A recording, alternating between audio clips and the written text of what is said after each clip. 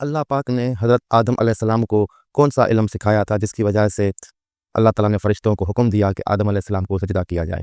قرآن پاک میں ہے بسم اللہ الرحمن الرحیم وعلم آدم الاسماء كلها ثم عرضهم على الملائكة فقال انبئوني باسماء هؤلاء ان كنتم صادقين قالوا سبحانك لا علم لنا الا ما علمتنا انك انت العليم الحكيم قال يا آدم أنبئهم بأسمائهم فلما أنبأهم بأسمائهم قال ألم أقل لكم إني أعلم غيب السماوات والأرض وأعلم ما تبدون وما كنتم تكتمون۔ سورہ بقرہ آیت نمبر 31 تا 33۔ ترجمہ: اور اللہ نے آدم علیہ السلام کو تمام اشیاء کے نام سکھا دیے، جو اسماء کا معنی عام ترجمہ نگار کرتے ہیں اشیاء کے نام۔ پھر انہیں فرشتوں کے سامنے پیش کیا اور فرمایا مجھے ان اسماء کے نام بتاؤ اگر تم اپنے خیال میں سچے ہو۔ فرشتوں نے عرض کیا تیری ذات ہر نقص سے پاک ہے، ہمیں کچھ علم نہیں مگر اسی قدر جو تو نے ہمیں سکھایا ہے، بے شک تو ہی سب کچھ جاننے والا حکمت والا ہے۔ اللہ نے فرمایا اے آدم اب تم ان اسماء کے ناموں سے آگاہ کرو۔ پس جب آدم علیہ السلام نے انہیں ان اسماء کے ناموں سے آگاہ کیا تو اللہ نے فرمایا فرشتوں سے کیا میں نے تم سے نہیں کہا تھا کہ میں آسمانوں اور زمین کی سب مخفی حقیقتوں کو جانتا ہوں، اور وہ بھی جانتا ہوں جو تم ظاہر کرتے ہو اور جو تم چھپاتے ہو۔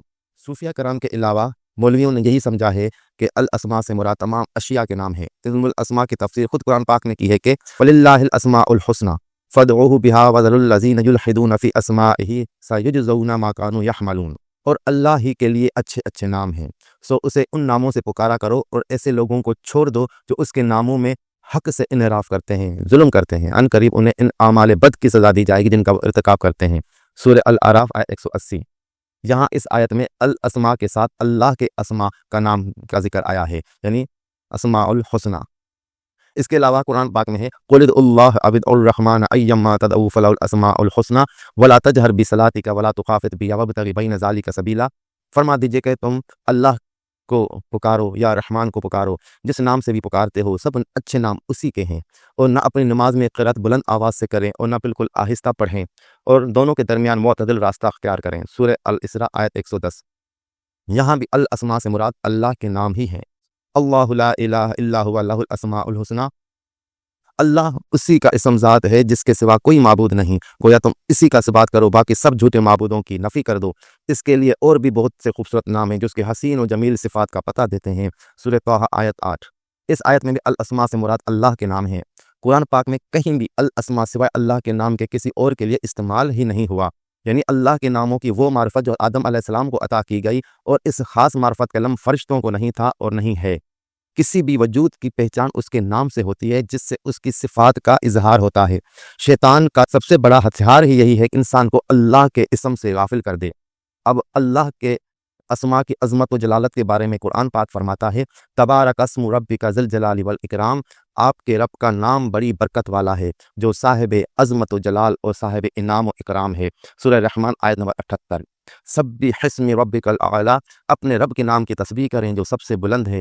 سورہ اعلی آیت نمبر 1۔ تو اپنے رب کے عظیم نام کی تسبیح کیا کریں، یہ آیت 3 مرتبہ آئی ہے۔ سورہ واقعہ میں آیت نمبر 74 اور 96، اور سورہ الحقہ کی آیت نمبر 92۔ اور آپ صلی اللہ علیہ وسلم اپنے رب کے نام کا ذکر کرتے رہیں اور ہر ایک سے ٹوٹ کر اسی کے ہو کر رہیں۔ سورہ مزمل آیت نمبر 8۔ اور صبح و شام اپنے رب کے نام کا ذکر کیا کریں، آیت نمبر 25 سورہ الانسان۔ بے شک وہی بامراد ہوا جو پاک ہوا اور اپنے رب کے نام کا ذکر کرتا رہا اور نماز پڑھتا رہا۔ سورہ اعلیٰ آیت نمبر 15۔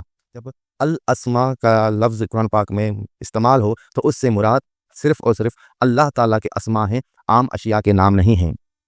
اسماء اسم یعنی نام کی جمع ہے جس کا مادہ سمو ہے۔ اس کی بنیادی معنی ہے کہ وہ خصوصی علامت جس سے وہ شے پہچانی جا سکے اور دوسری اشیاء سے متمیز یعنی منفرد ہو سکے۔ کسی چیز کا محض نام جان لینا کوئی فائدہ نہیں دے سکتا جب تک ہم اس چیز کو پہچان نہ سکیں، اس کی خصوصیات کا علم نہ ہو جو اسے دوسری چیزوں سے الگ کرتی ہے۔ یعنی جس کا نام ہو اس کا پتہ نہ ہو تب تک نام کا علم کچھ فائدہ بھی نہیں دیتا۔ یعنی جب ہم پانی کہیں تو ہمیں معلوم ہونا چاہیے کہ پانی کیا شے ہے اور اس کی خصوصیات کیا ہیں۔ پانی کے علم کا پہلا مرحلہ تو یہ ہے کہ ہم نے پانی دیکھا ہو، دوسرا مرحلہ یہ ہے کہ اسے چکھا ہو، تیسرا مرحلہ یہ ہے کہ اسے سونگھا ہو، چوتھا مرحلہ یہ ہے کہ اسے چھوا ہو، پانچواں مرحلہ یہ ہے کہ بہتے ہوئے پانی کو سنا ہو یا سمندر کی لہروں کی آواز کو سنا ہو۔ ہم نے پانی کو جھیل، دریا، سمندر کی مختلف کیفیات میں ملاحظہ کیا ہو، اور جب بارش ہوئی ہو تو اس علم کو بھی حاصل کیا ہو، تبھی ہمیں پانی کی معرفت حاصل ہو سکتی ہے۔ لیکن ایک کیمیا دان کا پانی کے بارے میں علم اور طبیات دان کا پانی کے بارے میں علم اور ایک ماہر حیاتیات کا پانی کے بارے میں علم میں فرق ہوتا ہے۔ لیکن جس انسان نے کبھی پانی دیکھا ہی نہ ہو، اس کے سامنے ہم کتنی بھی مہارت سے پانی کا علم منتقل کرنے کی کوشش کریں، اس کو پانی سمجھ میں نہیں آئے گا جب تک اسے دیکھ نہ لے کہ اشیاء کے علم کا پہلا مرحلہ تو دیکھنا ہے۔ جب اس انسان نے پانی کو دیکھ لیا، چکھ لیا، سونگھ لیا، چھو لیا، سن لیا، اپنے احساسات میں محسوس کر لیا، تو جب بھی اس کے سامنے پانی کا نام لیا جائے گا تو اس کے ذہن میں پا، الف، نون، یا کے حروف نہیں آئیں گے، بلکہ پانی کا عکس اتر آئے گا۔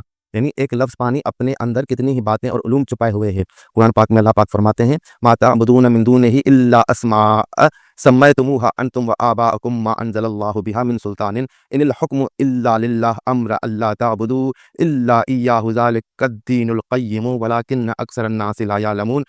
سورہ یوسف آیت نمبر 40۔ تم مشرک حقیقت میں اللہ کے سوا کسی کی عبادت نہیں کرتے ہو مگر ان چند ناموں کے جو خود تم نے اور تمہارے باپ داداؤں نے اپنے پاس سے رکھ لیے ہیں۔ اللہ نے ان کی کوئی سند نہیں اتاری، حکم کا اختیار صرف اللہ کو ہے، اسی نے حکم فرمایا ہے کہ تم اس کے سوا کسی کی عبادت نہ کرو، یہی سیدھا راستہ اور درست دین ہے، لیکن اکثر لوگ نہیں جانتے۔ یعنی جو اللہ کے اسماء ہیں وہ اسماء تم لوگوں نے ان پر چسپاں کر دیے ہیں جو بغیر سند کے ہیں۔ یعنی رازق اللہ کی ذات ہے، یہ اللہ کا اسم ہے، یہ اللہ کی صفت ہے، یہ اللہ کی شان ہے، اور تم نے کسی اور کو رازق بنا لیا، جیسے کہ کوئی مٹی کو پانی کہہ دے، جبکہ مٹی نہ تو پیاس بجھاتی ہے اور نہ ہی مٹی میں پانی کی کوئی علامت یا صفت پائی جاتی ہے۔ تو اس طرح اللہ تعالیٰ کے اسماء الحسنہ کے علوم حاصل کرنے کی اہمیت ہے کہ ہم اللہ تعالیٰ کے اسماء کا علوم حاصل کر کے اللہ تعالیٰ کی صحیح طرح سے معرفت حاصل کر سکتے ہیں، اللہ تعالیٰ کو سمجھ سکتے ہیں۔ اور جب اللہ تعالیٰ نے آدم علیہ السلام کو یہ اپنے اسماء کا علم عطا کیا تو اللہ تعالیٰ کی طرف سے اس عطا کیے گئے علم کی وجہ سے آدم علیہ السلام کو اللہ تعالیٰ کی صحیح معرفت عطا ہوئی، اور وہ اللہ تعالیٰ کی صفات کے ذریعے اللہ تعالیٰ کو سمجھنے کے قابل ہوئے۔ اور جب یہ علم آدم علیہ السلام کو عطا ہوئے تو فرشتے آدم علیہ السلام کے آگے سر بسجدہ ہو گئے اللہ تعالیٰ کے حکم سے۔ وآخر دعوانا ان الحمد للہ رب العالمین۔